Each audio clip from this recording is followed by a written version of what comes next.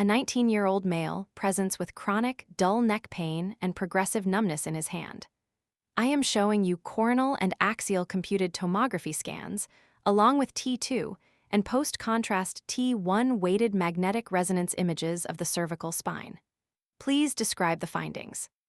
The computed tomography scans demonstrate a 2 centimeter expansolytic lesion involving the C7 pedicle and posterior elements, showing a thin sclerotic border and central mineralization with a small sequestrum. The magnetic resonance images reveal extension into the spinal canal with associated cord effacement. What is your primary diagnostic concern? The findings of a larger, expansal mineralization containing lesion in the posterior elements of the spine in a young patient are highly characteristic of an osteoblastoma. How do you histologically and clinically differentiate an osteoblastoma from an osteoid osteoma? Histologically, they are similar, but osteoblastomas are larger than 1.5 to 2 centimeters. Clinically, osteoblastoma presents with a dull, localized ache not relieved by aspirin, whereas osteoid osteoma causes severe night pain that classically responds to NSAIDs.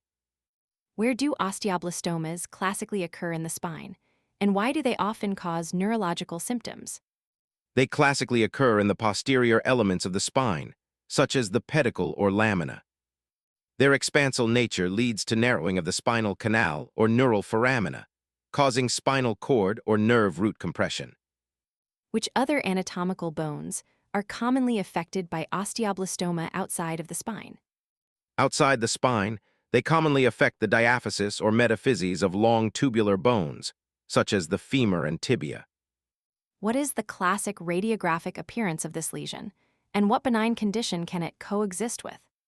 It appears as an expansal geographic lucent lesion with a thin sclerotic rim and variable mineralization.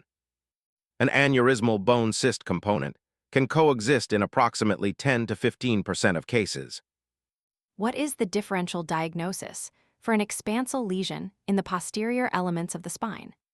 The main differentials include an aneurysmal bone cyst, giant cell tumor, and fibrous dysplasia. Giant cell tumors lack the sclerotic border and mineralization, while fibrous dysplasia shows a classic ground glass matrix. Finally, what are your clinical management recommendations? I recommend referral to a spine surgeon for complete surgical excision or curettage. In cases where complete excision is difficult or the tumor is aggressive, local radiation therapy may be considered.